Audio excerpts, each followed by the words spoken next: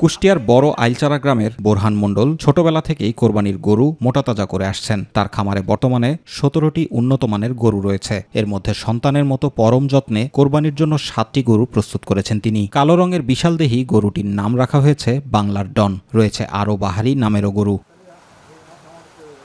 এরকম গল্প কুষ্টিয়ার অধিকাংশ বাড়িতেই। দেশীয় গরু হিসেবে ঢাকা, চট্টগ্রাম সহ দেশের বিভিন্ন অঞ্চলে কোরবানির জন্য এখানকার গরুর রয়েছে বিশেষ চাহিদা। ঈদুল আজহা সামনে রেখে কুষ্টিয়ায় যে পরিমাণ গরু এবং ছাগল প্রস্তুত করা হয় তা স্থানীয় চাহিদা পূরণের পাশাপাশি দেশের চাহিদা পূরণেও রাখে বড় অবদান।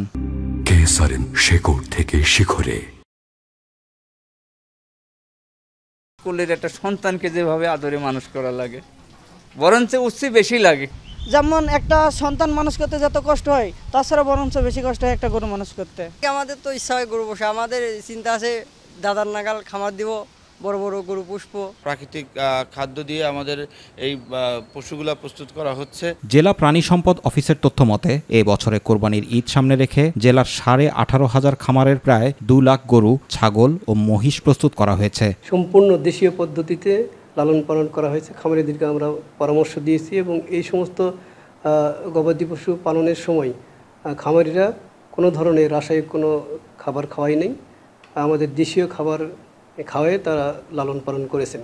এখানকার উৎপাদিত ও প্রস্তুত গরু স্থানীয় চাহিদা পূরণ করে 50 ভাগই বিক্রি হবে ঢাকা সহ দেশের বিভিন্ন জেলায়। দেশীয় খামারিদের তৈরি গরুতেই এবারের কোরবানির চাহিদা পূরণ হবে ও ন্যায্য দামও পাবেন খামারিরা, মনে করছেন পশু সম্পদ বিভাগ।